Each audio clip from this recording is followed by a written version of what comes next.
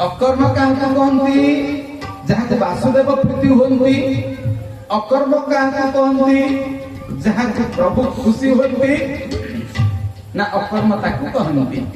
अकर्म इति अकर्म जे कर्म रे जाए अर्थात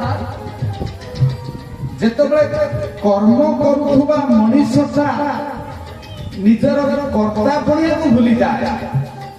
आउ के सरल करी मन देखी बुझे ठीक अन्यमनस्क हेले जानी पारिबेनी, कारण ए ज्ञान को देखिले प्रभु खुशी हेबे। आउ आमे जन्म नबानी ए दुख संसार रे कर्म करुवा जे भलो कर्म करे भलो काम ता द्वारा होउथबो। भलो काम का कहती जो कर्म करिले अन्य माने खुशी होई, अन्यर मंगल पाई, परर उपकार पाई, संसारर उपकार पाई जो कर्म करती ताकू कहती अकर्म।